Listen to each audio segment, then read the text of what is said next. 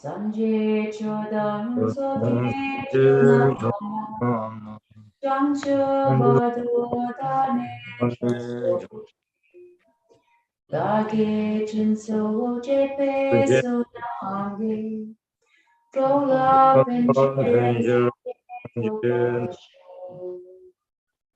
I take refuge in the Buddha, Dharma, and Sangha until enlightenment.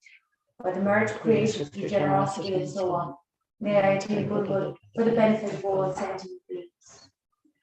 Semchen tamche devada, dewe judam nempacha chetanada, lunaje judam drovacha chetaname pede vada, Nirin chadam vedam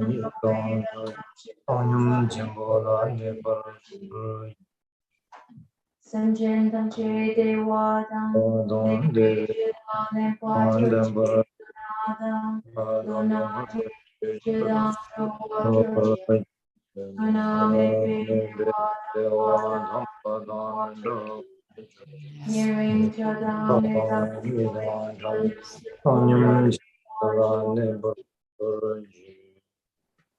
all beings have happiness and the cause of happiness. May they be free of suffering and the cause of suffering.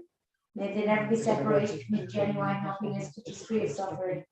May they abide in great equanimity, free of near and far, attachment and aversion. Palensa vela maran poche, Takichi warpede den shula, Katrinjam popule jizute, Puso tu chingon so. Wonderful, precious, sweet Lama, residing on a lotus moon above my head. I pray that you take me into your care with vast kindness and give me the cities of body, speech, and mind.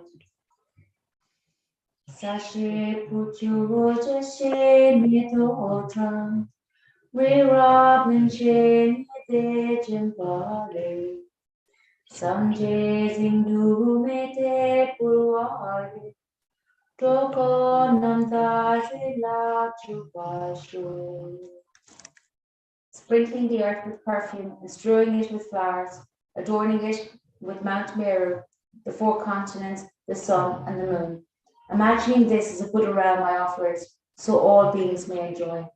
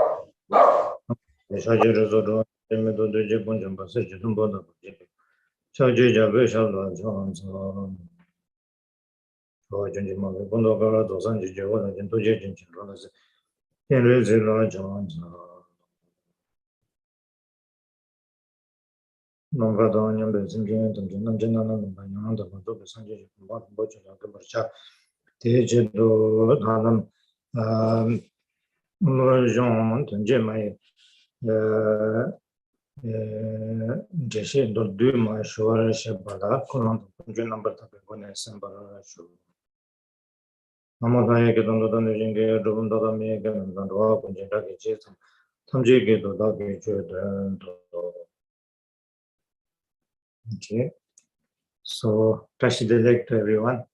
I think Tashi Delek is more simpler because we use Tashi Delek for morning, afternoon, evening, everything.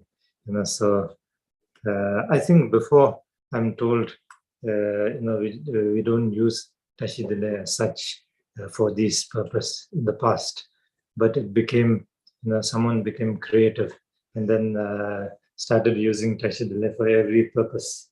Of course, it's a good auspicious word, so started using Tashi Delek for everything. And then gradually now these people, translate from the English word good morning, good afternoon, and start saying, Hado Dele, Ningung Dele, Gomo Dele, all those are new words created. So, yeah, so things becoming more and more complicated. So, anyways, So yeah, I'm not sure if you all managed to collect some questions, or are you going to like go, ask questions and then I answer? So I'm not sure how you're going to do that, because I didn't receive any question as such. So anyways, that we keep it towards the end. So as I said yesterday, we will do some meditation today and also complete the remaining. But I was asked to teach the fifth verse. I'm not sure whether I left that behind yesterday or whether it wasn't clear. I'm not sure. So anyways, we will go through that again today.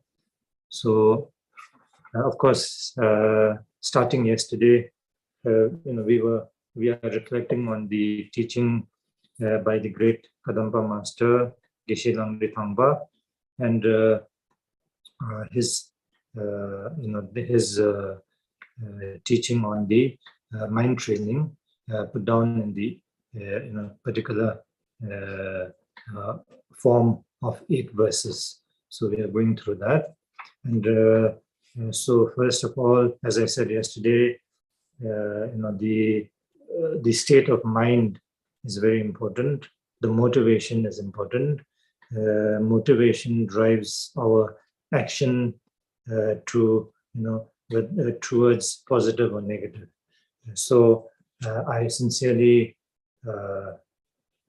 request all of you, including myself, that we must start the teaching, listen to the teaching, reflect on the teaching, and apply the teaching with a genuine positive motivation, motivation to be free from suffering, and not only free from just suffering, but the source of suffering, and to achieve the ultimate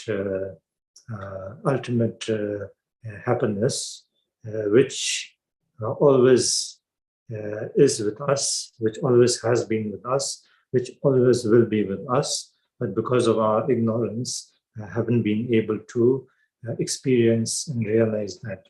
So, in order to be able to realize this for oneself, and to be able to liberate other beings to that state, then we receive this teaching, reflect on this teaching, and put to practice this teaching. So with that kind of a motivation, then we start the session today.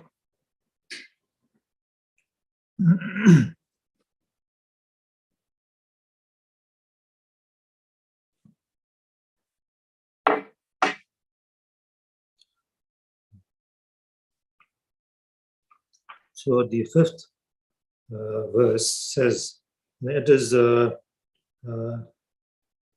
Dala Jenchi Tadoki Shekur Lasu Mirigbi Chonka Ranki Lempadang Jalkash Jenla Mbulwa Sho. So when others out of jealousy wrongly disparage and slander me, etc., may I take upon myself the defeat and respectfully offer victory to others of them. So here, this verse explains the importance of cultivating patience and endurance in the etc. in the face of challenges, which which comes in our day-to-day life. So this is a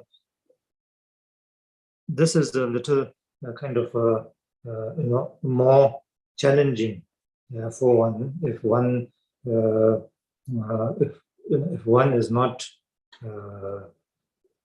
kind of if one's way of understanding is not kind of acquainted to such. So here it says, that dala jenji tadoke. So da means self, and if when others harm, oneself through jealousy. So here, mainly jealousy it says, but of course, other afflictive emotions, but here mainly jealousy it says. So through jealousy, then such beings harm you through, it's a shekulla. So she means, she means normally, like, is more like bullying you, like, being in front of you, facing you and bullying you, more obvious, so that way.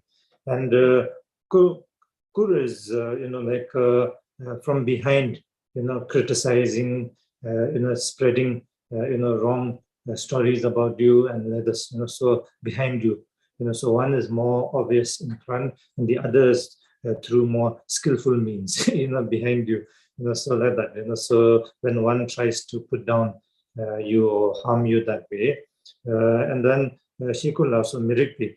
So mirikpi means, without any reason. If there is a reason, then there's not much argument, so if you have done something wrong, and if someone, kind of challenges you or says something that, it tells people that you have done wrong, then that's, it's something that you have done wrong, so naturally, there's not much argument to that, but here it says, even if you haven't done anything wrong, when you haven't done anything wrong, but yet out of jealousy and out of afflictive emotions, then, others, try to, try to bully you, harm you, or behind, spread, bad mouth about you.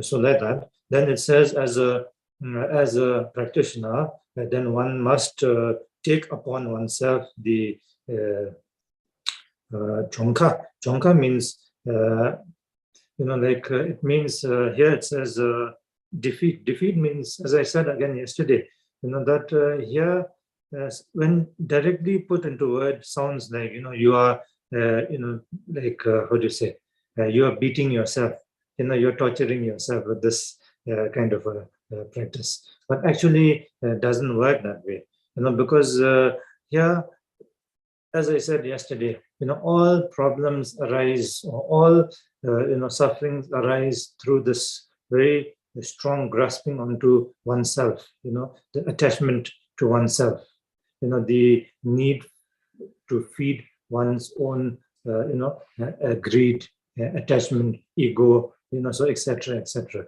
So all these, we are trying to always entertain this I, which actually doesn't even really exist, but we think, this is something that is, really existing and important, and, so much attachment to this self, and then that creates so much suffering around.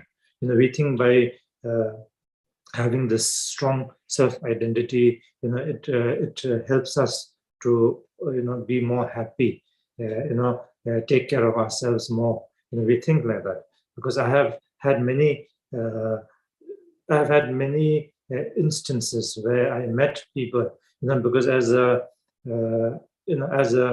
Buddhist practitioner or the Dharma practitioner, we were taught by our precious masters and teachers to try and put oneself, lesser than others, to try and see the non, how to say, non,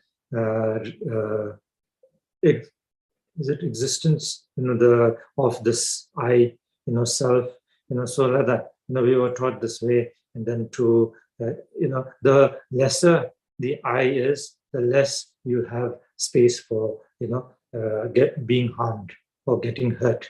The bigger this I is, the more chances that you might get, you will get hurt, suffering.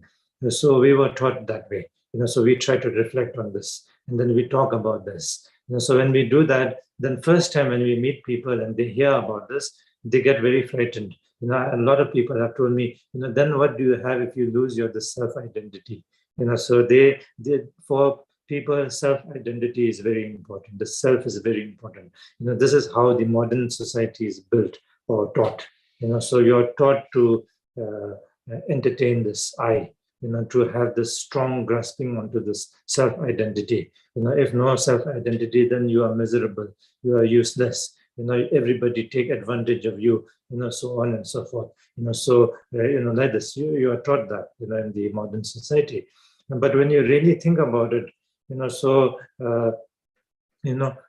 if there is nothing to take advantage of, or if there's nothing to be, how to say, hurt, if there's no one to be hurt, then what is hurt, or what is taken advantage of? There's nothing. So it's like a target. I say, when you practice shooting or shooting target, the bigger the target, the easier you can shoot. And the more chances to get hit. The smaller the target, the less chances to get hit. So like that. So the less the less this strong grasping onto this I, self-identity, so-called self-identity, this strong attachment to this I, then the lesser chances that you would get hurt, you would be suffering. The greater you have that, then there's more chances for you to get hurt. So that is why such practices like this, it is very beneficial. When you first hear of these, it might sound like you are, taking a loss, but actually in practice, actually it is the opposite. It is the best armor that one can have. The armor that you can have. Armor protects you when you cannot see you. If an armor, the more can see you, the less it can protect you. So something like that.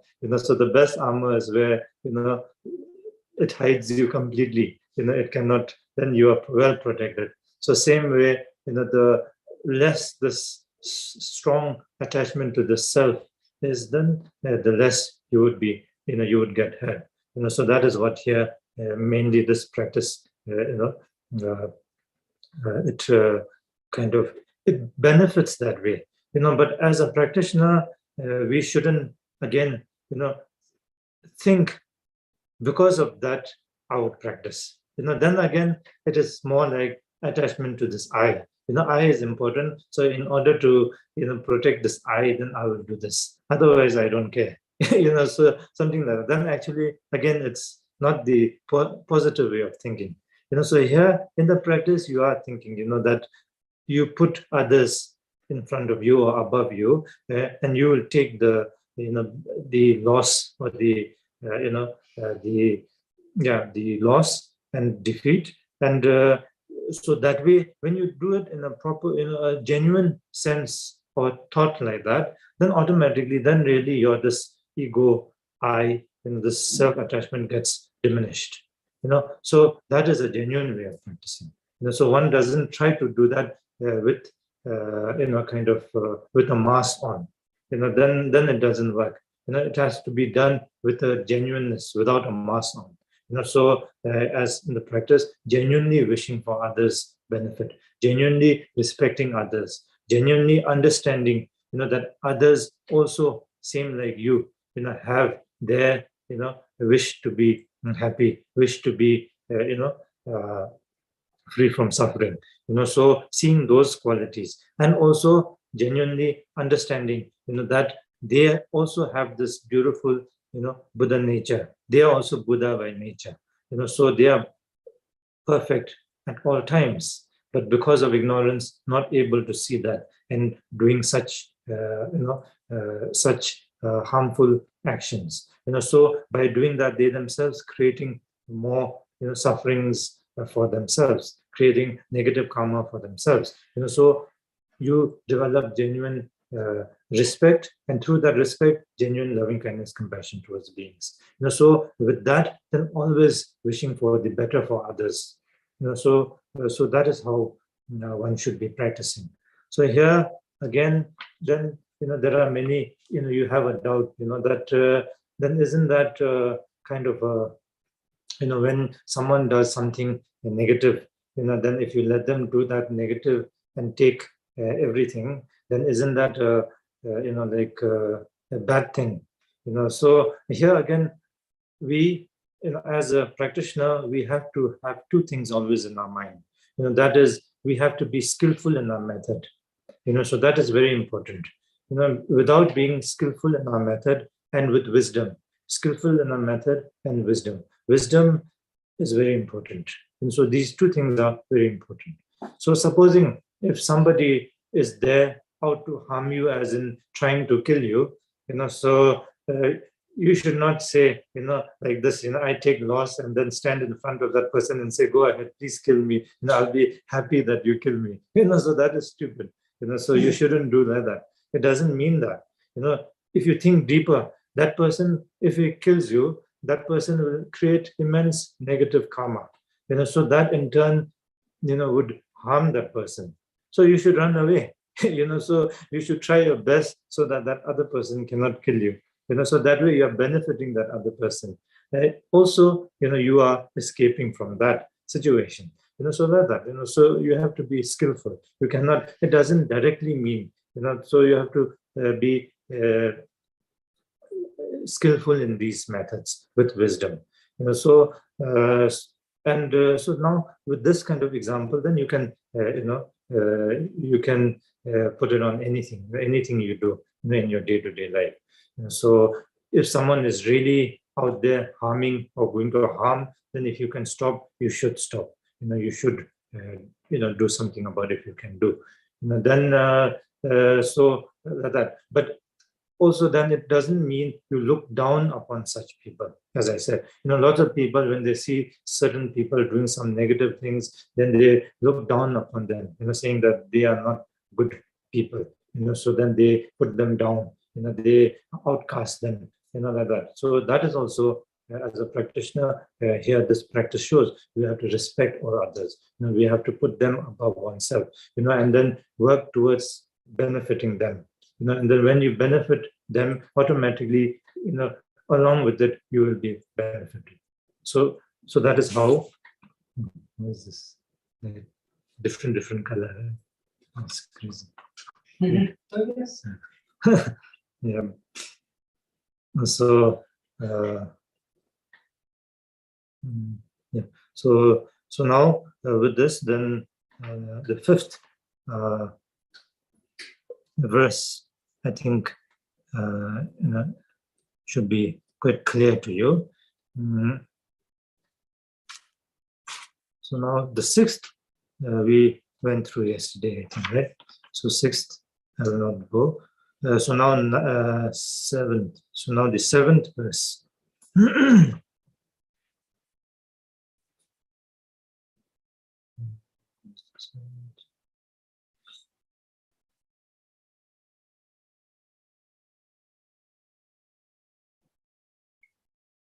Yeah, so the sixth we finished, which is, even if someone that I benefited and had great hope in that person gravely mistreats and cause harm to you, then may you view him as a sublime teacher. So that is, doing things without attachment. I remember telling you, so do things without strings attached to it. So when you do that, then it will really, help others. And also, it will really give you sustainable happiness. When you do anything with strings attached to it, it is bound to create, suffering for oneself.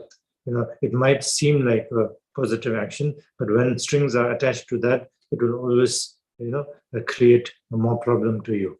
So it is always better. We don't do things to be, suffering. We don't want to do things to harm ourselves. So we should do things that will help us. So doing things without attaching, strings to it is very important. So that is the practice of the sixth verse. Now the seventh verse, it says, "Dorna umutan jubai pende manam kunambul mai nutan dunghal kun sangvi dala lambar show." So now this is the practice of the tonglen. So tonglen practice, or some say sending and taking. Some say giving and taking. I'm not sure how it is translated. And so tong basically is to send, and len means to take upon. So sending and taking upon oneself, a practice of that. So here it says that. English. It says, in short, whether it be directly or indirectly, offer benefits and happiness to all mother sentient beings, and may I, in return, discreetly receive all harm and sufferings of mother sentient beings. So here again, here when it says, so in short means all the above practices, boils down to this practice. Put together boils down to this practice, which is giving and taking, exchanging others with oneself. So that is the practice. So here, how do you do that? Is through a practice called tonglen practice. So sending and taking, that practice. So here it says, now that practice can be done in two ways. One is one is directly. So directly means when you can do something. Musu is what in English? Directly. So directly, physically, directly. If someone needs something, you help there. Or if someone is having some problems of, let's say, like if somebody doesn't have food, if you can provide food, provide food. If someone has some health problem, if you can help them to see some medical help, then help them like that. So directly helping others. So that is the one way of helping. So you are directly helping. So that is one, and one is Jew is like through not directly, indirectly. So indirectly, if one can help others, like for example, somebody, let's say, there is a great, a person who genuinely, wishes to help others through, say, teaching, or the Dharma, or wanting to do some activity, which will help others. So one is, if you can directly do that, you should do that. If not, then those who do that, you help them to, by spreading words. For example, that so and so is doing that. That is really beneficial.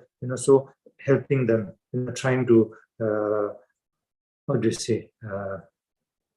Advertise sounds a little bit funny, but then, so something like that, basically helping so that they can reach out to people and more people can reach out to them. So in order to do that, whatever you can do, by spreading word to word, or like that, so that is not directly but indirectly helping, so like that. So these kind of help is indirectly help. So here it's and then also when it comes to tonglen, so like that, supposing if you like.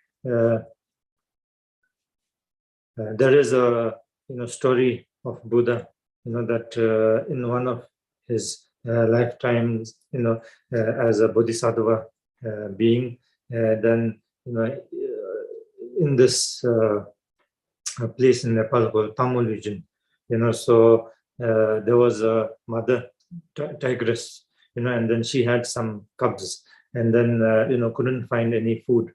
So the cubs were going to die. She was, going to die because no food to feed the cubs and like this. And then that bodhisattva was, practicing there and saw this, and then had developed so much, love, compassion to this, and that it, the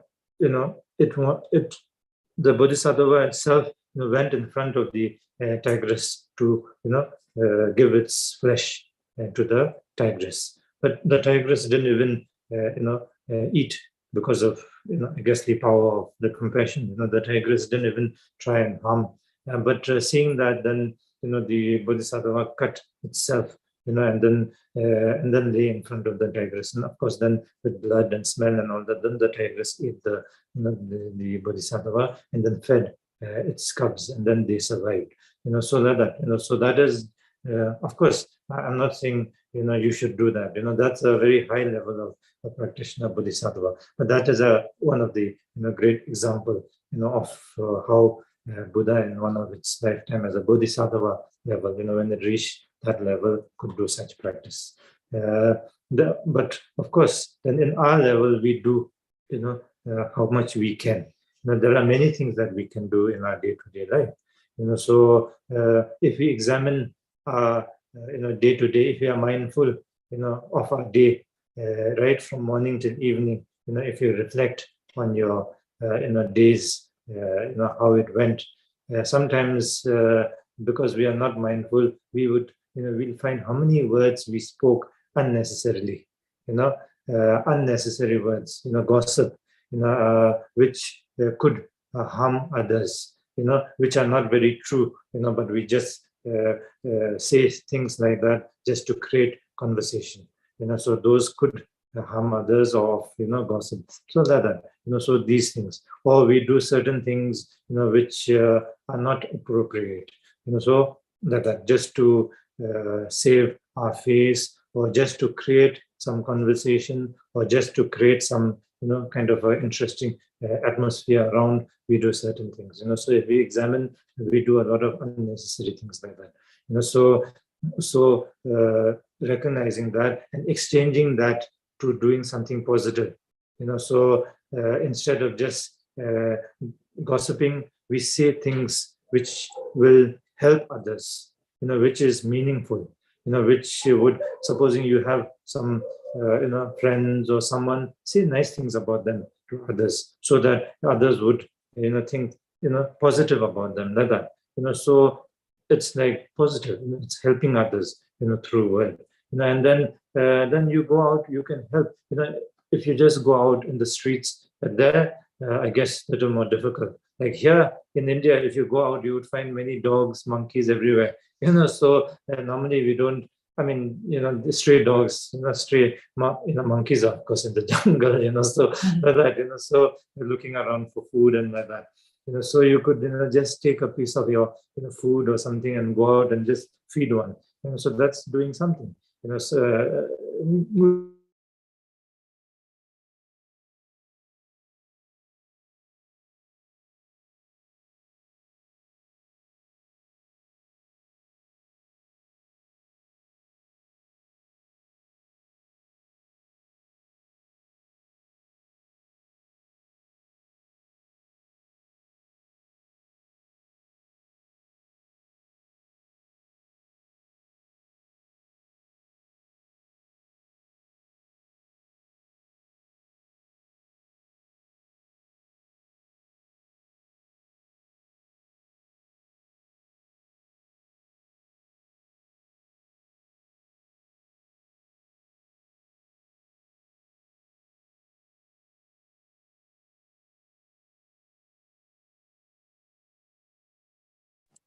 okay, can you hear me?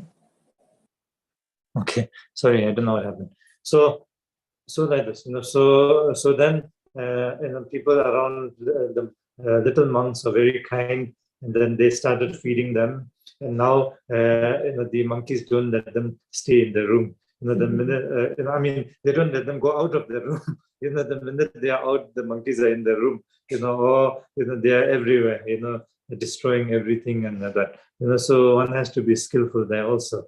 So in what you do, but then whatever you do, always do things to help others, so like that, like for monkeys, then you could do things like, not keeping the environment as it is, not harming the environment. The monkeys live in the jungle, so keep the jungle clean, nice, and like that, so that they have space to stay in the jungle. They have space to eat in the jungle, and live their normal life like that, and don't disturb them. So one can do like that. So that is also helping them. So there are many ways to, helping. So that. So in our day-to-day life, we can do many things, directly or indirectly. So that is how we should practice. So here, particular practice here is the tonglen practice. So tonglen, there are many methods. One is visualizing. So one visualizes, of course we will do this meditation. So through the visualization, what one does is one gives, whatever one's, happiness, state of joy that one has. As I told you, that doesn't come about from nowhere, out of the blue. It comes with lots of cause and conditions. So your happiness comes about with the cause and conditions that you have created, either in this lifetime or in the past lifetime or in many lifetimes in the past. So many conditions, that this experience of happiness, joy is, has come about. So because you are the creator of that cause and condition, then you have the if I say it, you have the authority to give it, because you created that, so you could give that, so in the same way, then, as I said, all negative sufferings arise because of negative cause and condition, so we visualize that all our positive happiness, joy, and the cause and conditions of all those, we give that, towards the other beings, and their suffering and cause and conditions of those sufferings, we take that onto ourselves. So we take those onto ourselves, and then by taking that, then it dissolves into ourselves, and everyone is free of suffering and the cause and conditions of suffering. So we do these practice, give and take. So we give happiness, joy, cause and conditions of those happiness and joy, and we take the sufferings of others and the cause and conditions of sufferings of others onto ourselves. So that is the practice of the tonglen practice. And then we do it with visualizations, such as when we are giving that, then we visualize that as we breathe out, then light, one can visualize as a light, one can visualize as a smoke, or like a liquid light or anything, so a white color, pure white color, coming out from your heart direction, then goes out through your breath, through your nose, mouth, whatever, goes out and then enters into the beings, in the heart direction, and dissolves into them, and they they achieve all that goodness of yours. And then the negative, the suffering, the cause and conditions of the suffering, etc., in the form of haze, haze, smoke, like a grayish color, so grayish color or dark color, then comes out of them, through their heart direction, then enters into yours as you breathe in, enters into you through your nostrils and mouth, and then dissolves into your heart direction and dissolves into yourself, and then that's it. So it dissolves into you, and you are able to absorb all their sufferings onto yourself. So like this practice one can do. So this is one way of doing the tonglen practice. Then in particular, if somebody has like some sickness, like say somebody is suffering from some sickness, then you could do the same thing again, with that kind of a visualization, taking on to their whatever, sickness that they are suffering from, the cause and condition of those suffering, and that, sickness, and that sickness itself, you take that sickness onto yourself, and it dissolves into you. And then your good health, your good well-being, that, it goes out, and then, and dissolves into them, and they, they achieve good health, like that, so one can visualize that. Then, so these kind of, so that is give and take. So that is very powerful practice. As I said, it has many benefits. People, when they hear of such practice, they are afraid again. They're like, why should I give all my goodness to others? Then what would happen to me? That if I give all my good, karma and everything to others, and then if I take all the negative karma onto me, I don't want to suffer. I don't want to, suffer. I don't want to completely give. Can I just give a little bit, and then can I keep some for myself? Like that. People think like that.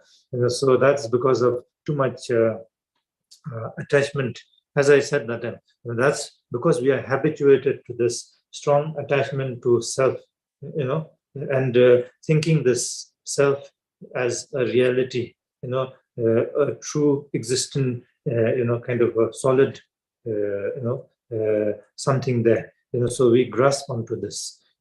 We create everything like that. It's an illusion.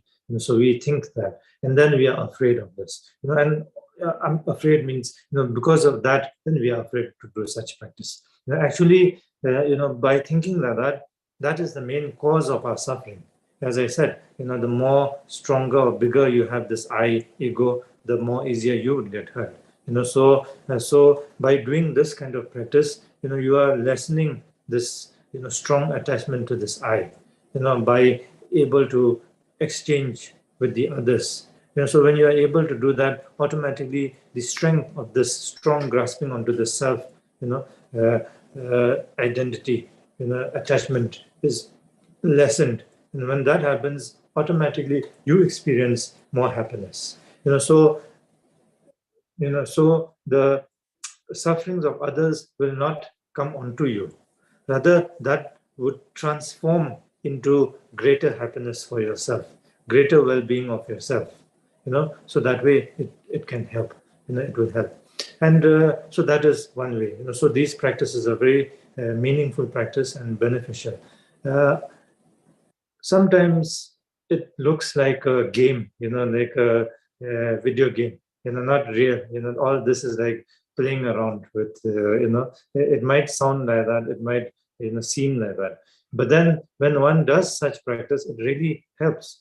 I have had so many people come and say, that, they started doing these kind of practice and it really helps them. It really helped those who they did practice towards, and it helped themselves also greatly.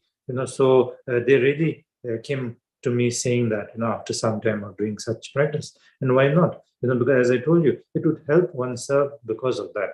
We have so much confusion, too much afflictive emotions. Stronger the afflictive emotions, the stronger our suffering is, the greater our suffering is. The lesser our afflictive emotions, the lesser our suffering. So such practices lessen the strength of our afflictive emotions. And when that happens, automatically we start to experience more joy, more happiness, more peace with that. And then one might say, then it's not real. So how can it really help others? It's just a visualization. How does it help? So here, yes, it might seem like that. But when you go deeper, as I said, all this, you, me, they, we, this, that, all this is an illusion. All this conceptualizing of things is an illusion. It is the reality is not like that. Ultimately, it is free from such, limited, as you, me, I, they, that. So there's no such limitations. There's no such barrier. These are all concept. These are all, concept ignorance. So in reality, there is no difference. There is no you and me. It is just a mental fabrication. So in the ultimate level, there's no, difference in you and others. There's no distance between you and others. There's no separation between you and others. Everything is, emptiness. Emptiness. The true meaning of emptiness is that, that there's no, there's no separation of anything. Everything is limitless. Everything is non-dual. So that is emptiness. Emptiness doesn't mean nothing exists. It means non-dual. It is beyond every, possibility. It is beyond everything. It is limitless. So when you think of that, then very much it can help others. When you do such visualizations, then it can reach anybody, anywhere, in any form. So it is possible. So that is how it really can help. So because your genuine intention, when you develop that, then connect with somebody, you can connect with them, because that person and yourself, there is no separation. You are one in nature.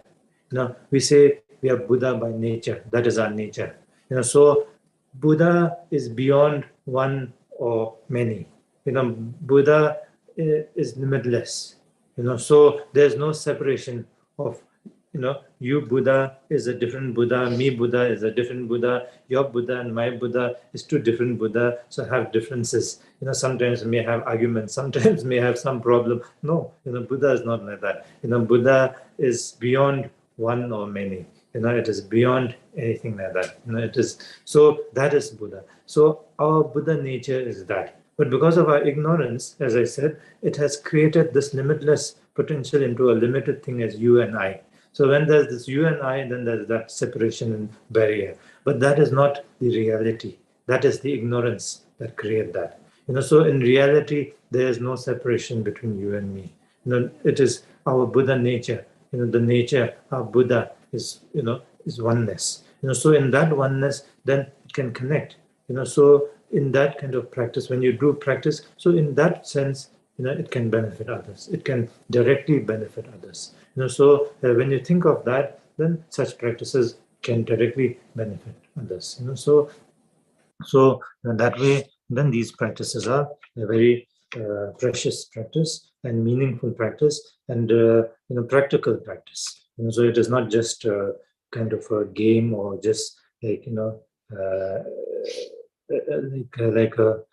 it's not something that's quite difficult fairy tale. So it's not like that. It definitely benefits.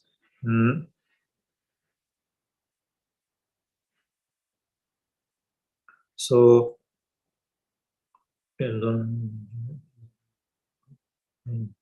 so here, beings. So when you say about beings, mother sentient beings means all beings have been connected to you, because we have taken countless lifetimes of birth. So in our countless lifetime of birth, then someone has been our mother and someone has been our father. That is how we take birth. And then in that, then someone has been a brother, someone has been a sister, someone has been a partner, someone has been everything to us. So in that sense, in countless lifetime, then everyone has been something or the other to oneself. So that is how we are connected to each other. So when someone has been something, and when they have done something for us, then it is your responsibility to do something back for them. So that way, we connect with each other. So here, then when they have done so much for you, cared for you when they were your, near and dear ones, then how can you, not do anything for them?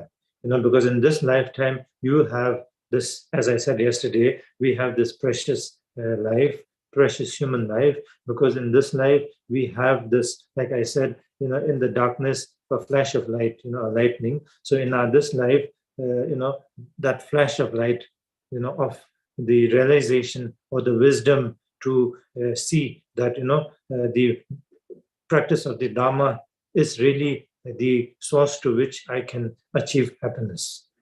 So forget about that. Even the thought to have, to search for what is real happiness, how to achieve this real happiness, what is suffering, what is the real source of suffering, and how to overcome that. So that thought itself, is Dharma actually. Dharma isn't separate from that.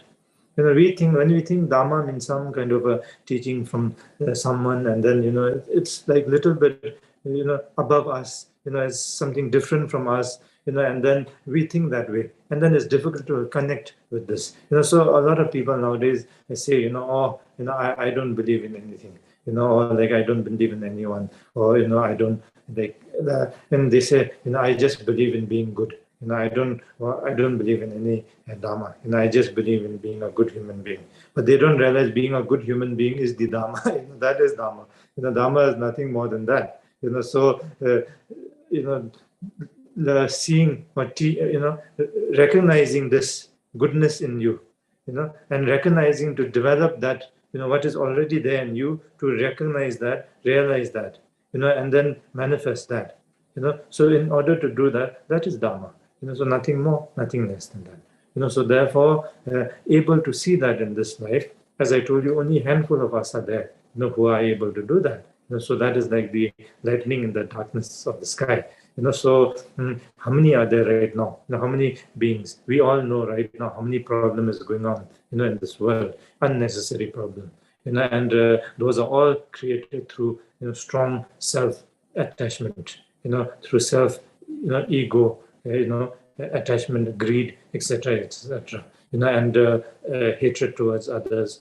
So all these afflictive emotions, unable to see, or recognize that every being same like yourself, all others are the same.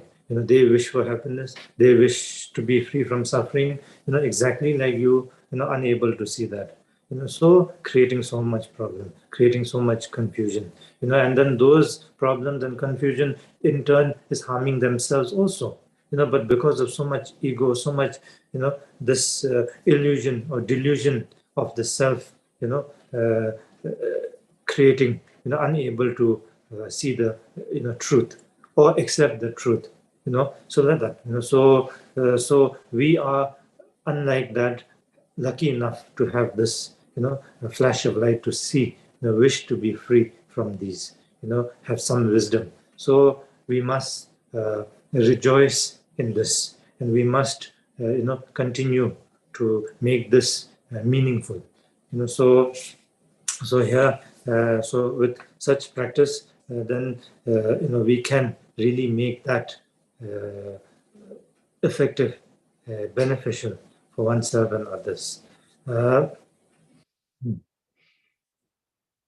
So now here then it says, so well, so now those, so seeing those other beings, creating so much suffering for themselves like this, in this world we can see, so we genuinely develop loving kindness, compassion towards such beings, because through the ignorance, unable to see, and creating more and more, negative karma for themselves, and others. So we genuinely, instead of hatred towards them, instead of, anger and others towards them, we develop more loving kindness, compassion for them, and genuinely wish to do something for them.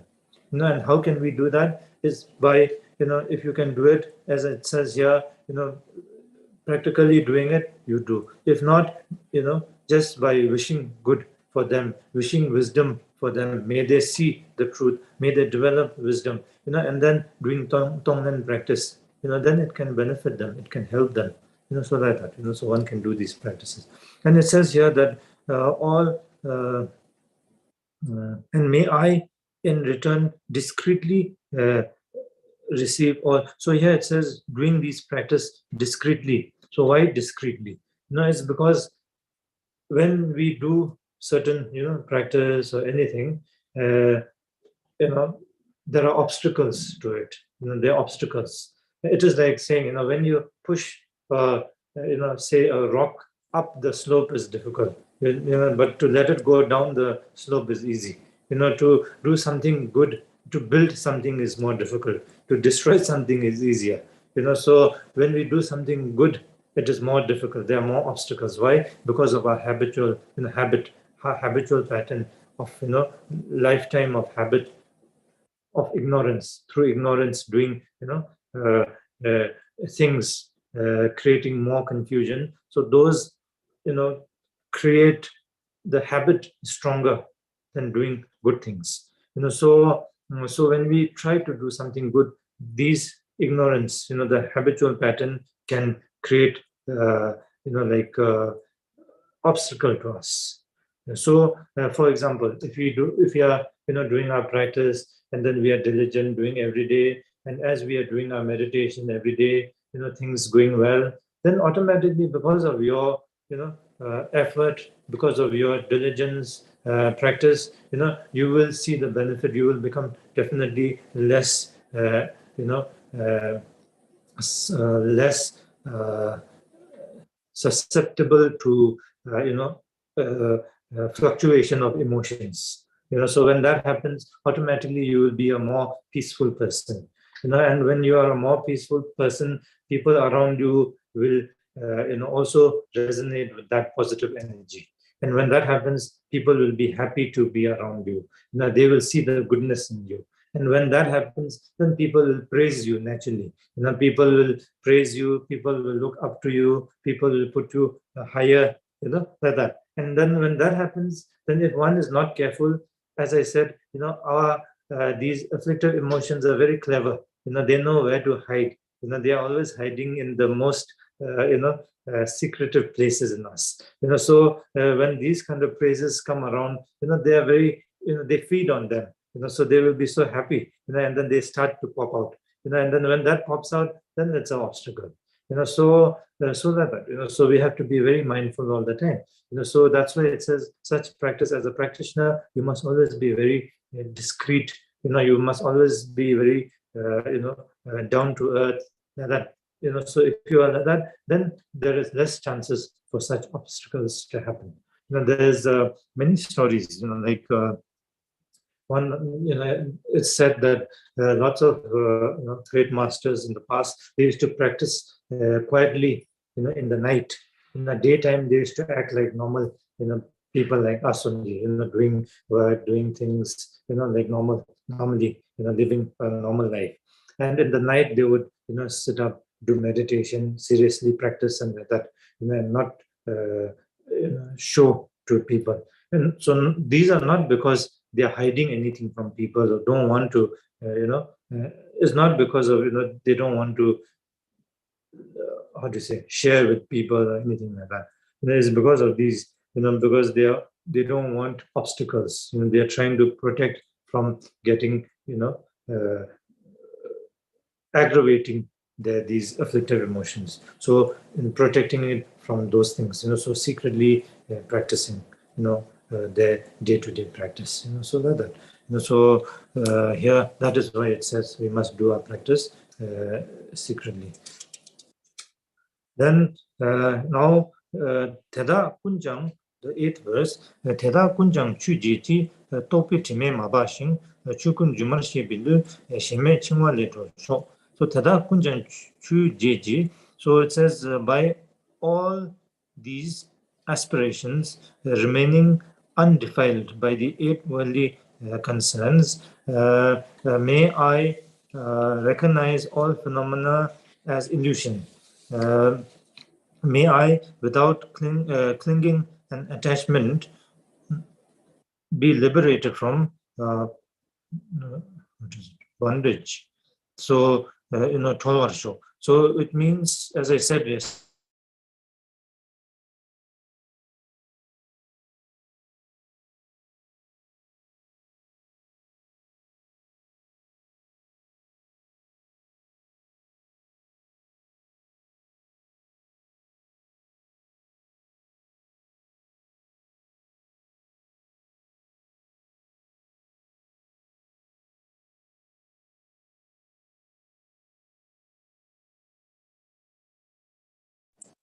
Sorry, my line is unstable, I think.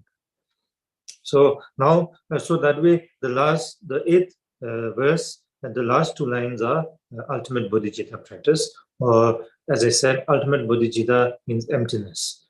So practice of the emptiness, and it says Teda Kunjang Chu Jeji. So all those practices, the bodhicitta, practices, the relative bodhicitta practices, the different methods that we have gone through, till now, so all those methods, all those practices, it should be practiced without any stains of the worldly dharma. So here worldly dharma means it should not these practices should benefit you to overcome suffering, to be free from samsara. So it should not take you deeper into suffering. It should not take you deeper into samsara. So that is the purpose of this practice. So as I said yesterday, so for this, then our state of mind is very important. Our motivation is very important. So the mind is the king, the physical action and the the verbal speech are like the subject. So as we saw in this practice, it is the practice of the three doors. Our body, speech, and mind. We utilize this, and practice in the practices, of the mind training. So when we are doing that, we say things to, praising others and like that, and then we do things helping others, etc. But all these things, whatever the practices that we are doing, should be done with a genuine intention of helping others, genuine intention to rid this ignorance, a genuine intention to overcome this, this self-attachment, this I, so which is the creator of all confusion, all suffering. So it should target this. So it should target that, and then eliminate that. So in order to do that, then it says one must free oneself from the 8 worldly dharma. So basically, 8 worldly dharma means that, for example, gain, wishing to gain things, then doing things. Gain means material gains. So doing that. So, like for example, a worldly person would, in the samsara, people, we live like that, right? So we do things to make, for example, business. We do business to make money. So because in the world, we need to survive. We need money to buy food. We need money to live. So that is fine. We do that. But then, if we do that, with too much, to the extreme, then it becomes, negative. Because say, for example, there are I've met some businessmen who do like business such as, supposing the product costs, say, say like $5. They would charge, they would buy for $5 and they would sell it for, say, like $100. So that is like beyond the profit. It's not even, it's like, and then with that, they would say that it really costs, like $90 or $95 or something like that, and making a very, limited margin of profit, etc., etc. And they do that. So that is not a genuine intention. Yes, we need to make profit, but that is, not, it is a little, extreme. So that, or for your self gain, overlooking others, well-being. Even if it harms their, like whatever, if it's harmful for them, some kind of leather, you don't care about that and just take advantage of that. And you would lie, you would, do anything to get gain. So those are, extremes. So here, then one must. So in our level, one can think like that. So now, for a true practitioner, then of course, very serious. Any gain, one must totally be free from the thought of gain. Totally, for others, not for self gain. But one has to move with one's level. So as there's a saying, that where a tiger, jumps, or a fox cannot jump. That same. If he tries, he will fall and break its back. So we have to follow that. So we have to practice according to our level. We have to make aspiration that we can practice. We become like Milarepa. We become like Guru Rinpoche. We wish to be that. That's our our goal. We wish to be that. That's our motivation. But when we practice, we take step according to how we should take step.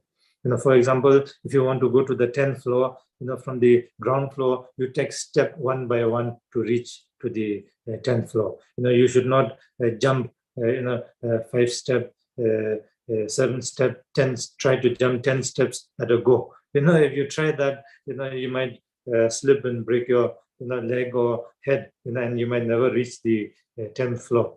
So like that. So we have to take step according to our own level. So in that sense, then so gain, for example, like that. We must be practical. We must be sincere in our motivation or action, so like this. And then then things like so that way, wishing and then not wishing for loss, so that is one worldly dharma.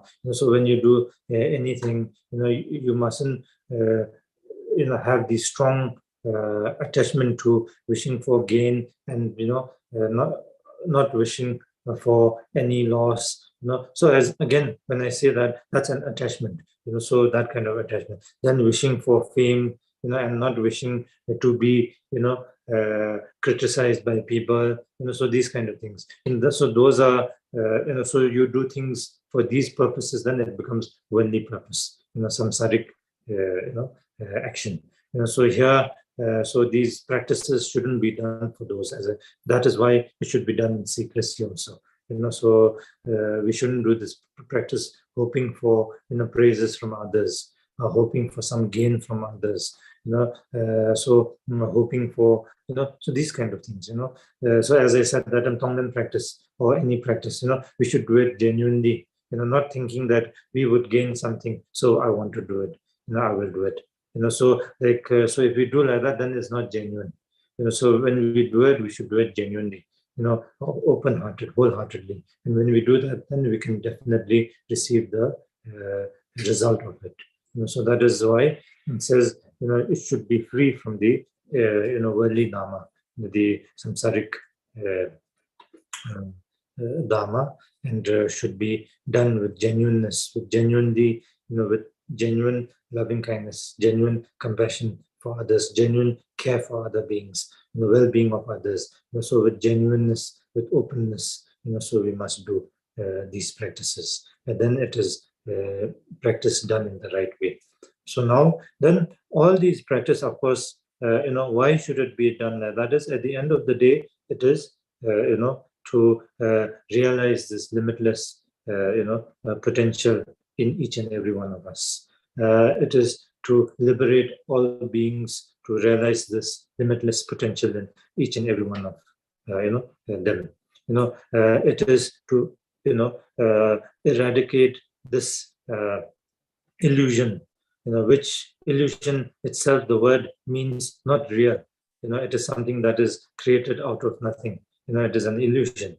So like that. So through ignorance, this illusion of self, illusion of things as reality, so all this limited, this conceptualization, the mental fabrication, so to eradicate all that, to overcome all that, so for that purpose, so all these practices, above practices are dedicated, practiced, so for that, so that is so when one is able to do that, then that is the practice of the ultimate bodhicitta. So that is what follows, the last two lines. So it says, Chukun Jumarshi Billu. So by recognizing that all Dhamma is but a mere conception, mere illusion, so recognizing that, then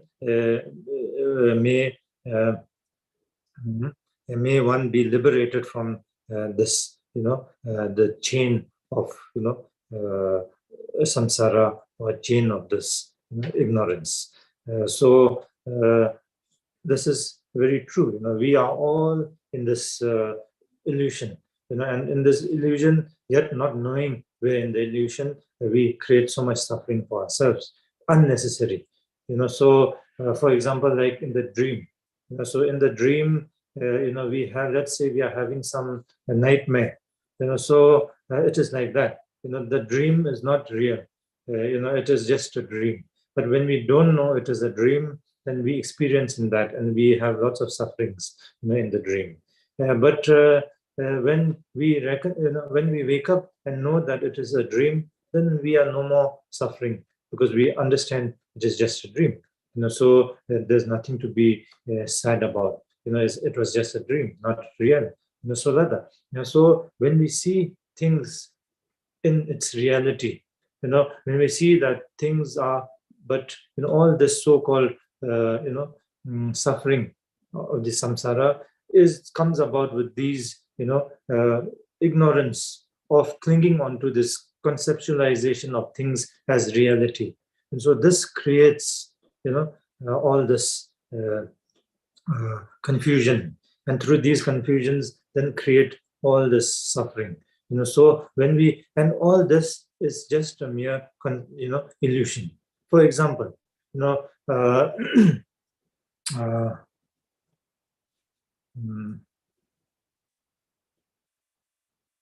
let's say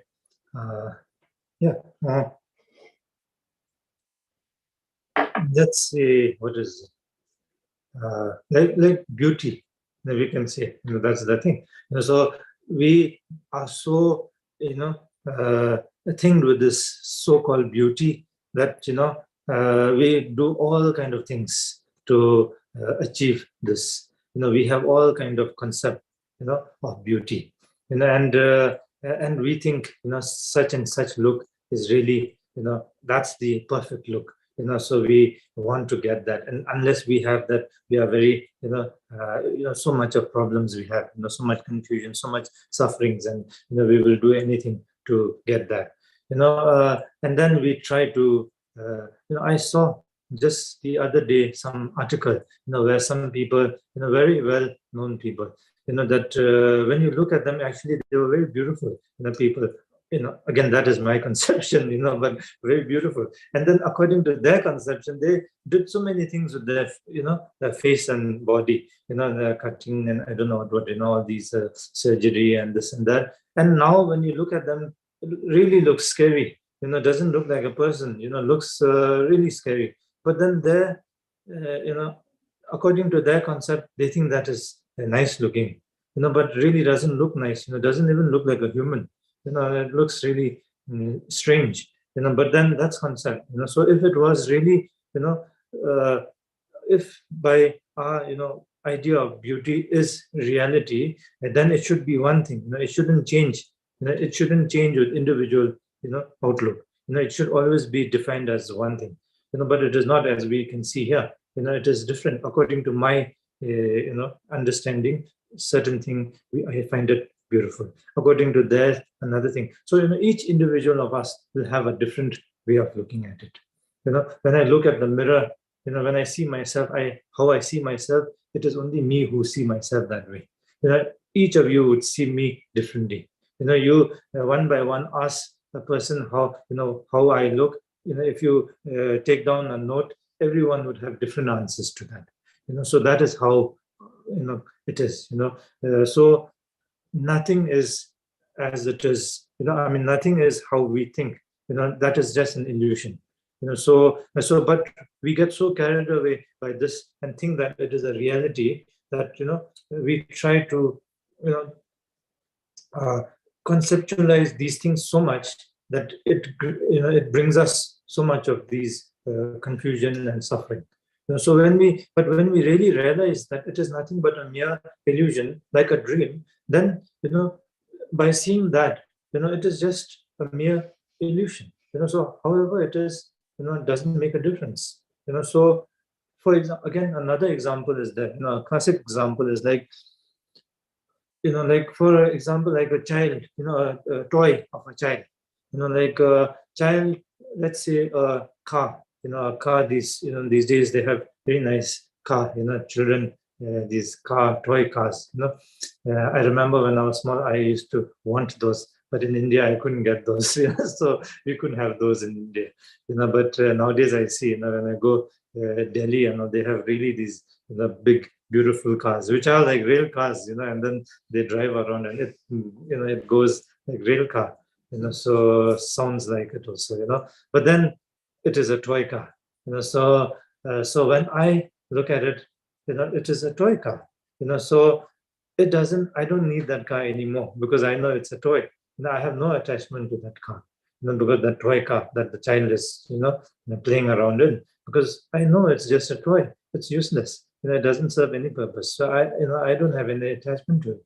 But this child who, is playing around with that toy, it's so engrossed in that because it really thinks it's a real car for him. It is real. And it is so precious for that child. The minute it sits in that car, it feels so, happy, and it's in, top of the world. It thinks it has the greatest thing, the greatest car, So like how I wanted. If I had got that when I was small, I would have, be feeling the same.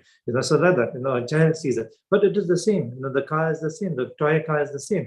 Whether that child, in the eye of the child sitting in the toy car and me looking at the toy car is the same toy car, but how we perceive is different.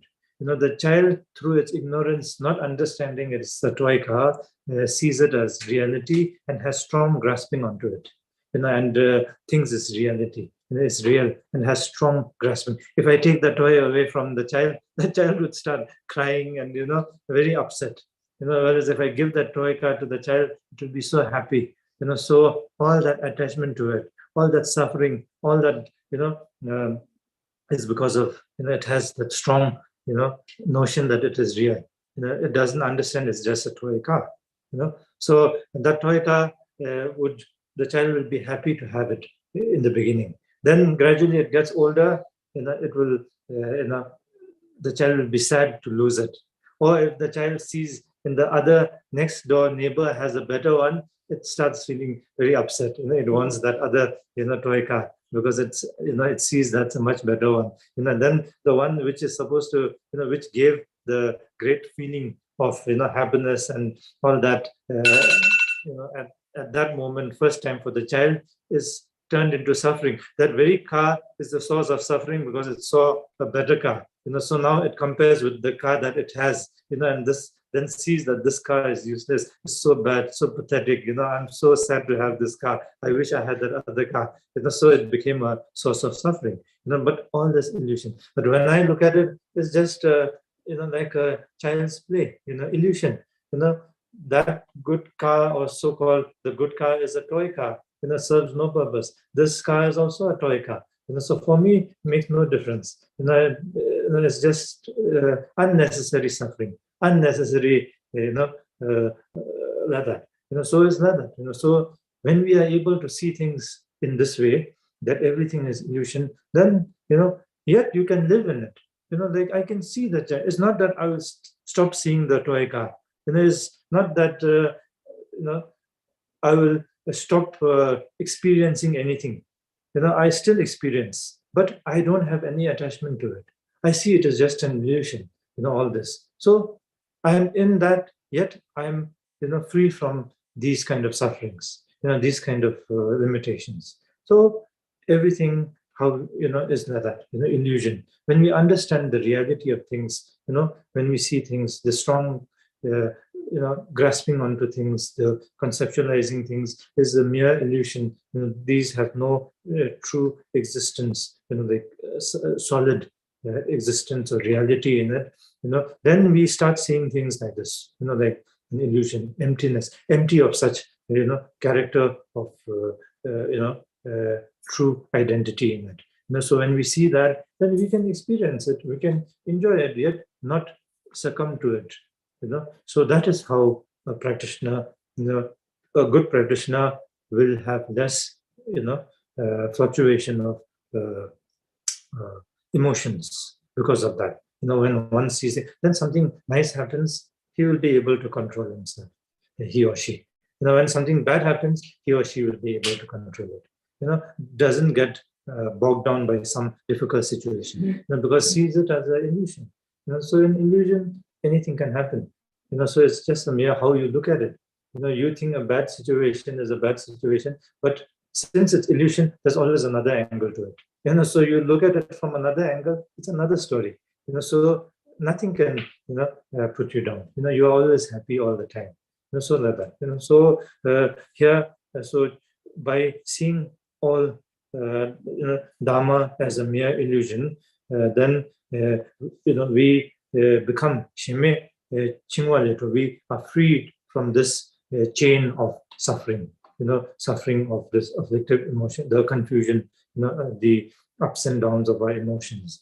So of course, in our level, we can, genuinely achieve that. And then gradually, of course, completely free from this illusion, and then see the truth of everything. And when we see the truth, that is the perfectness of everything. And when we see that, then we are enlightened. The reality, the truth of everything. When we realize that, then we are enlightened. So, for example, day to day also, like some people are there who are happy, easy. What do you call them? Like happy go easy. What is it? All situation is fine for them. For some people, everything seems to be negative. Someone they see, they have some negative. Now what is this person? Why has he come? Why has he? What's his business? What is? Like that. Some people have all negative things, and that is suffering. That is hell. And some people, when someone comes, they're so happy. They're like, oh, you have come. They try to make that person happy and happy to see someone. That is the same situation of a person visiting you, but two different ways of looking at it. One is having problems of doubt, why this person has come. Has he come to, check out some things of me or all of that? And then another way is this person has come, as friendly gesture, happy to see this. So same situation with two different outlook. So why? Because it's an illusion. So in that illusion, anything is possible. So here, when we understand that, then we are able to detach from such chain of suffering, chain of illusion, samsara, suffering. So, so that is the last two lines. So practicing to recognize the illusion, and then always seeing things as an illusion, like a dream. So this is practice. We always, what do you say? This is a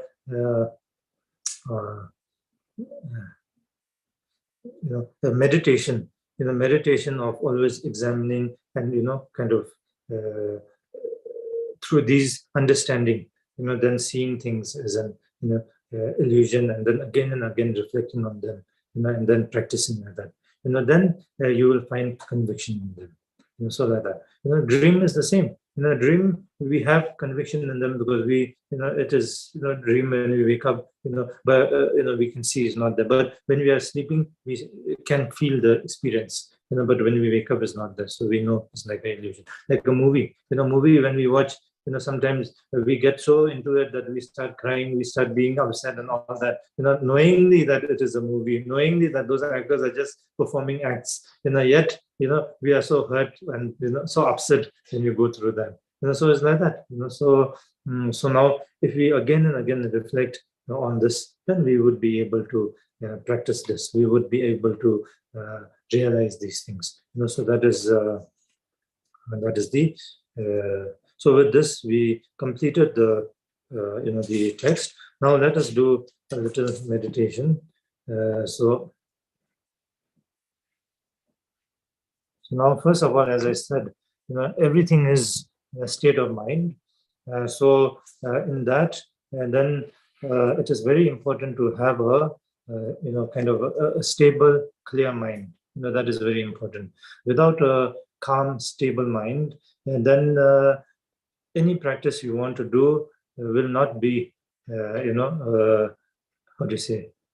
You will not be able to do it in its full, in its full, because you are, your mind is, not clear. For example, like the ocean, on a smooth, on a clear day is smooth, and so when it's smooth, everything is clear. It can be, anything can take place. One can sail in the ocean comfortably. But on a very stormy day when things are not clear, you cannot sail in it because it's too rough. Same way, when your mind is up and down, then what you cannot practice in that. You cannot practice. Your practice cannot go smooth. So in order to have your practice successful, then we must first have some stability in our mind. So for this purpose, then like practices such as the shamatha practice, like breathing, shamatha on the breath. That's very simple, and it's your breath is always with you. And I think all of you already know the shamatha meditation on breath. So we just do that for a short period of time, and then from there, then we do our tonglen practice first. Okay, and since this teaching is mainly on the tonglen, so we will do the tonglen practice. But first, starting with the shamatha meditation one. breath. So first we just relax and relax for a while. We can close our eyes and we can visualize or feel that all the muscles in our body, the tense, the tenseness in our body. Is there a word called tenseness? The tense tightness in our body is relaxed. So we think by closing our eyes, starting from our crown to our forehead, eyebrow, down to our nose, cheeks, chin, neck, shoulder, chest, stomach, hips, legs, thighs, knees, calves, toes. So, through our arms, elbows, wrists, fingertips. So we visualize and experience all the muscles loosening. So first we do that, and then we relax in that state for a while. And breathe normally.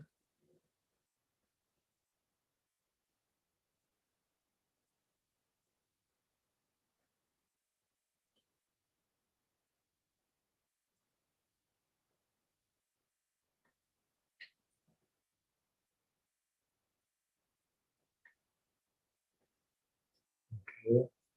Now we maintain a meditative posture, which is, our back should be straight. So our backbone should be straight. And our hands, we can either have it on our knees, our palms, on our knees, or we can keep our hands, palms, the right palm above the left palm on your thighs, like normally, how we stay in a meditative posture. So then we can either have our eyes open or closed, and then we just maintain the awareness on the breath.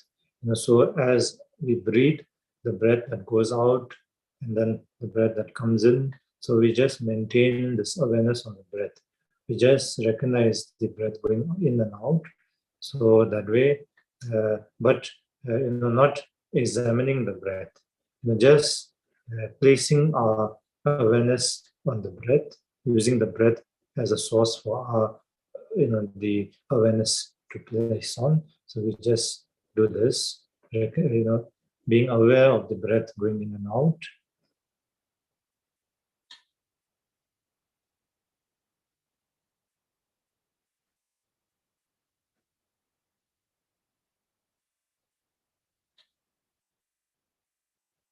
When we do that, we might, we might realize that we have lots of thoughts and get distracted by the thoughts. It doesn't matter. Don't get upset by it. The moment you realize that you have been carried away in a thought, then you come back to the awareness on the breath. Let the thought be. No need to block the thought. No need to be upset with that. Just let it be, and then bring back your awareness on the breath again.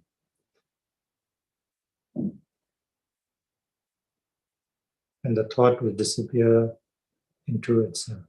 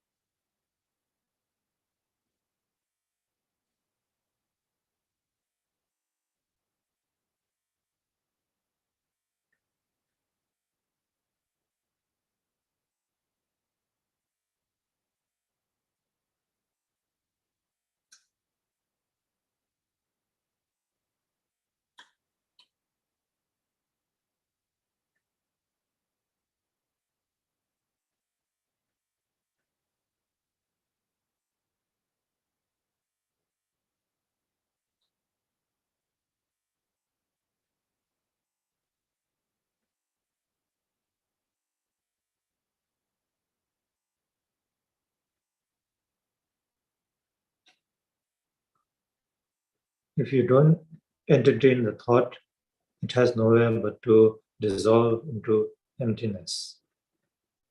because as we know, thought is nothing but it's of the past. Your thoughts are of the past, future.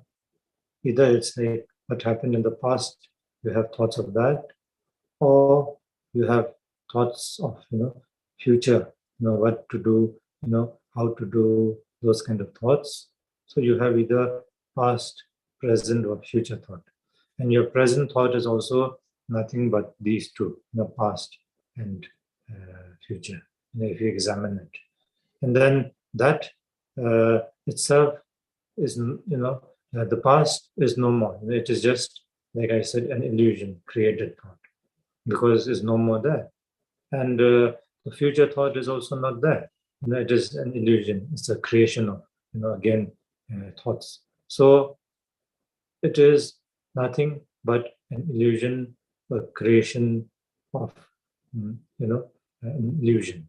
So when we recognize that, and if we don't entertain it, then it has nowhere but to dissolve into its very nature, which is emptiness.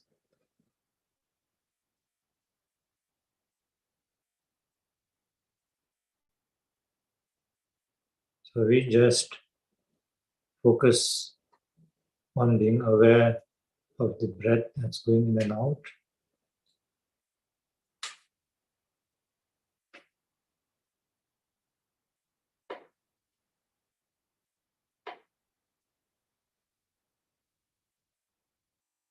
Now, of course, usually we try to do this for a longer period of time. So say a 21 breathing cycle, or 21 times 3 times, or 21 times of breathing cycle. And then with that, then you have a relatively calm and stable mind, clear mind. And in that clarity, in that stable, presence of mind, and then we can do the tonglen practice. So here now, because of lack of time, then we continue to the tonglen practice. So as we are breathing now, so as I told you that we visualize that, let's say, so just now in the present moment, we see the world going through difficult time.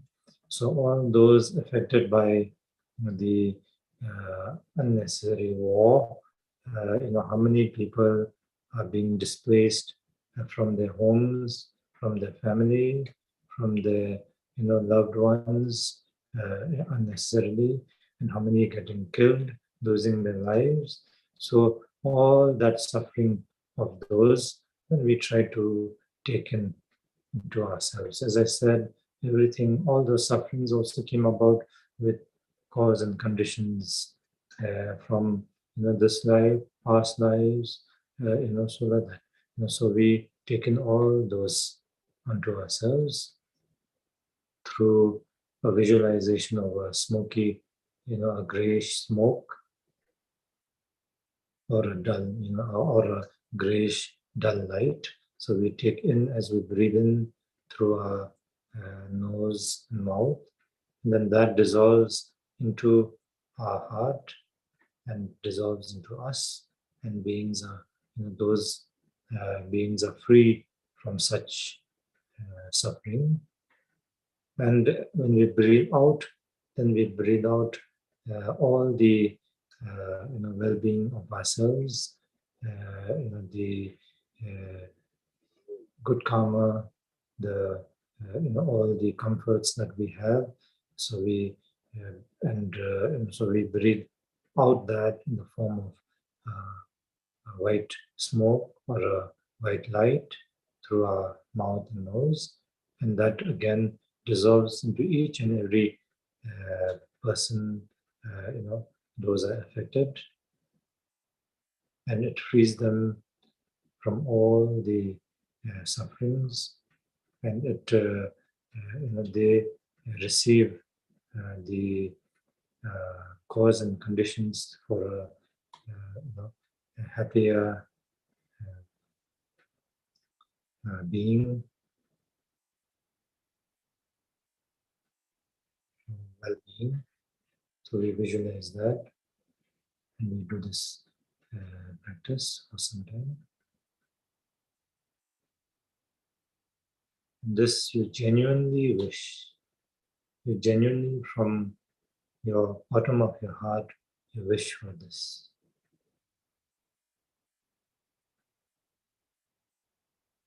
With no hatred towards anybody, create such situation. Because as I said, all wish for happiness, all wish to be free from suffering, but because of their ignorance, create such situations, which in turn creates negative karma, which creates suffering for themselves. So, seeing that, realizing that there is no space for hatred or anger towards anybody, any beings. Rather, we develop genuine loving kindness, compassion for such beings and for all others. So with genuineness, we develop this kind of love, this kind of kindness, this kind of compassion, and then do this practice with genuineness, with openness.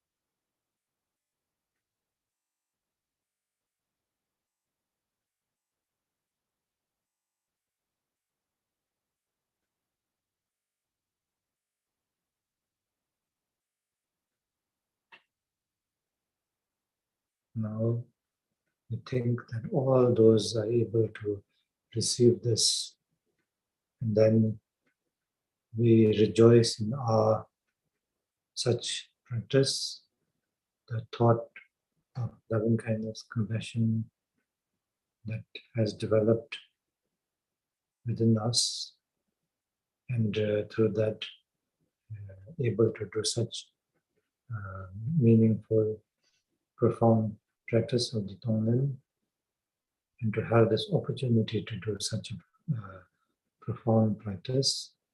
So we genuinely rejoice in this.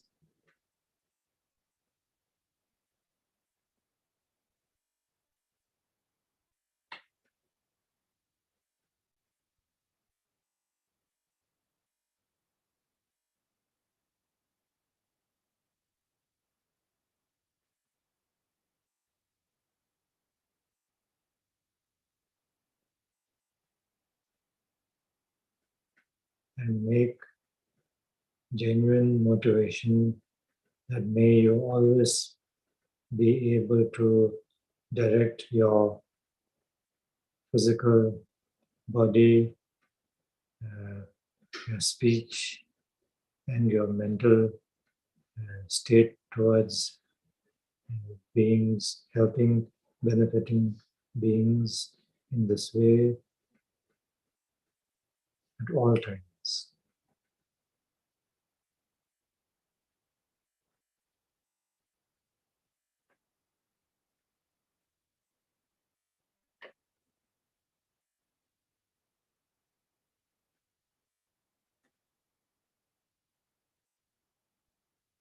And as a Buddhist practitioner, we go one step further with our bodhicitta, making genuine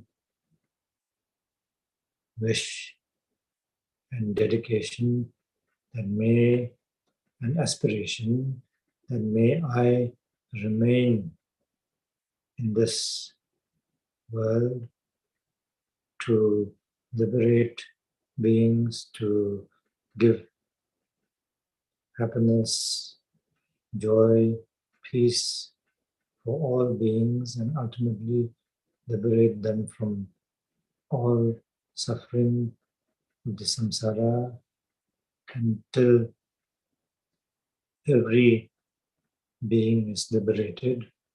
May I always remain to be able to serve such purpose.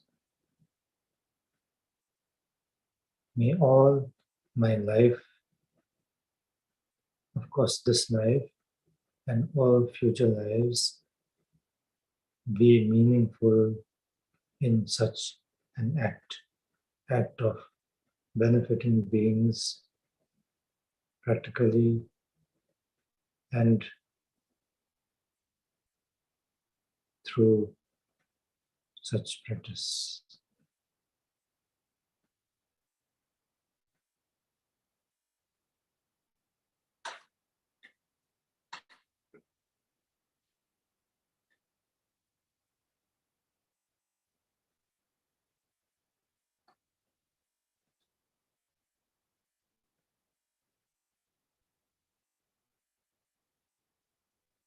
Okay, now again we place our hands on our knees, our palms on our knees, and just close our eyes and relax for some time, like we did in the beginning.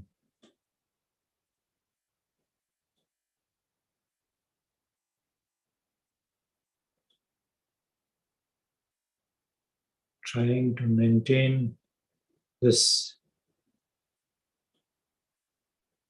state of mind, wanting of benefiting others.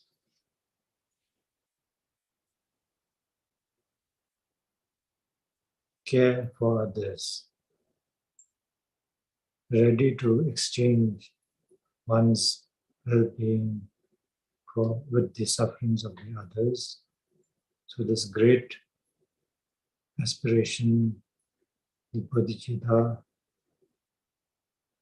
rejoice in this and maintain this state of noble mind. And try to maintain this even after our practice in our day-to-day life.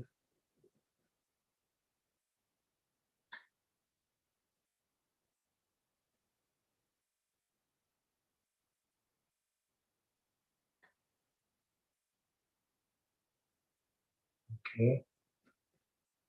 So that's a short practice of the tonglen practice. Also, in this practice, then it's the bodhicitta practice of exchanging oneself with others.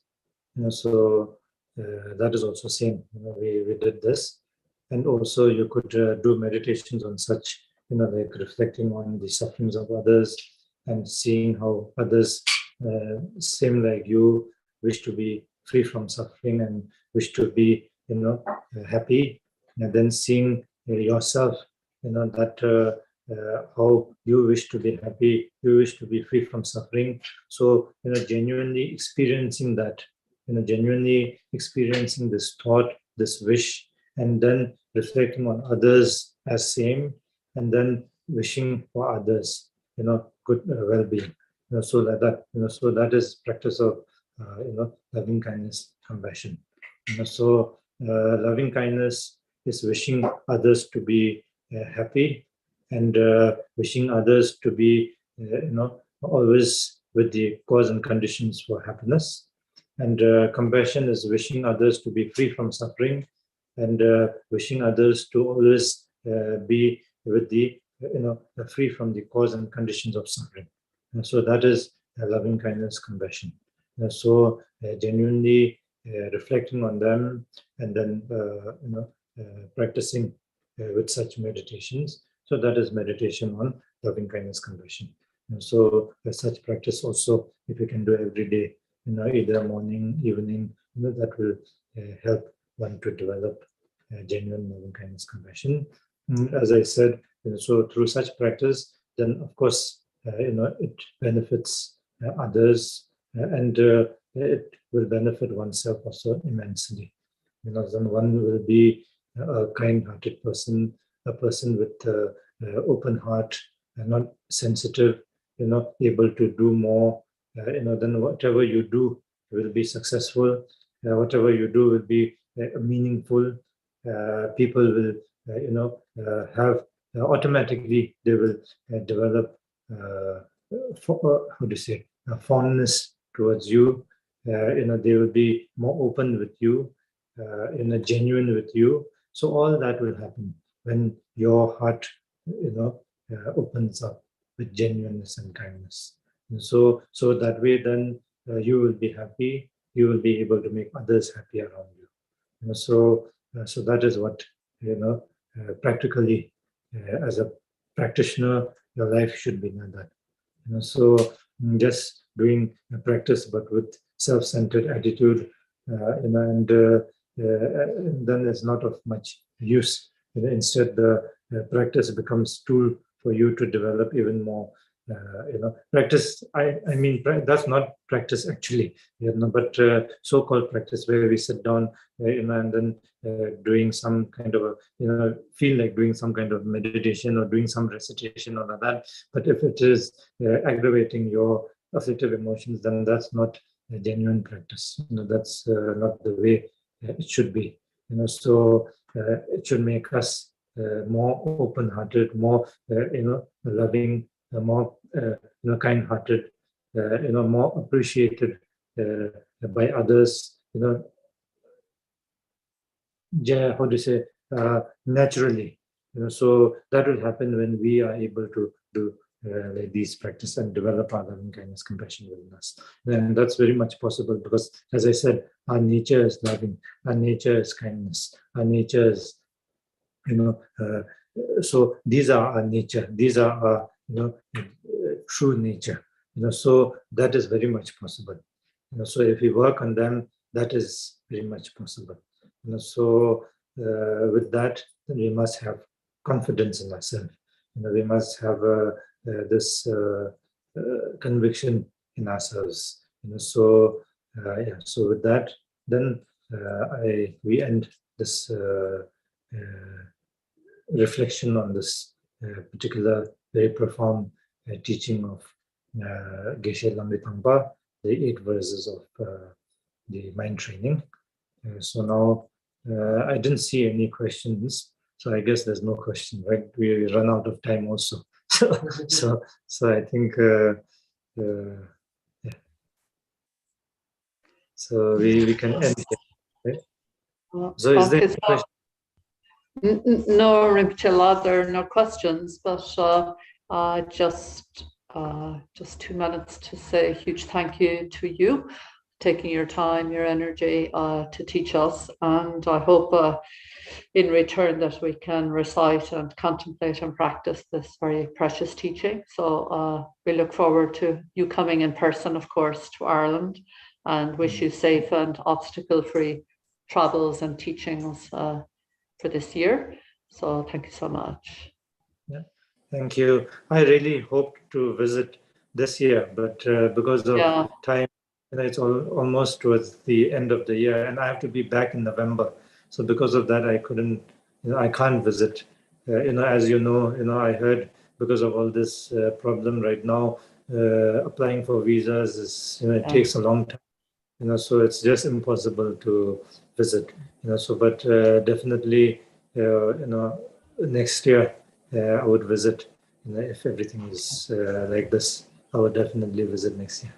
Okay. Yeah. Yeah. Thank you so much. Do a dedication. Yes.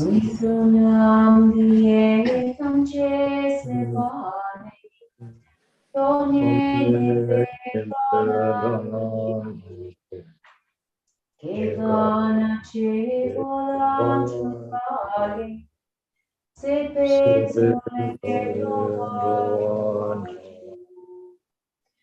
Sanje Kusunye Pejilava, Jone Minjordan Pejilava, Yenun Michetun Pejilavi, Shita Muamula Tudushi, Kenade Watsu, Pende Nankakya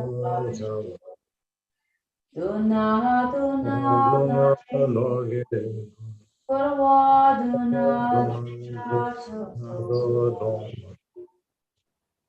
By this merit, may all obtain omniscience and defeat the harmful enemy round with. From the ocean of existence and stormy waves of birth, old age, sickness, and death, may all beings be free. Through the blessing of the Buddha's attainment of the three bodies, through the blessing of the unchanging truth of the Dharma, through the blessing of the unwavering aspiration of the Sangha, may this dedication prayer thus be accomplished. When I am happy, may my merit flow to others. May its joy and benefit fill the sky. When I am unhappy, may the sorrows of all beings be mine. May the ocean of suffering run dry. May I be a protector to those without protection, a leader for those who journey, and a boat and bridge of passage for those desiring the further shore. May the pain of every living creature be completely cleared away. May I be the doctor and the medicine, and may I be the nurse for all sick beings in the world until everyone is healed. Just like space and the great elements such as earth, may I always support the life of all the boundless creatures, and until they pass away from pain, may I also be the source of life for all the realms of varied beings that reach unto the ends of space. Okay, thank you.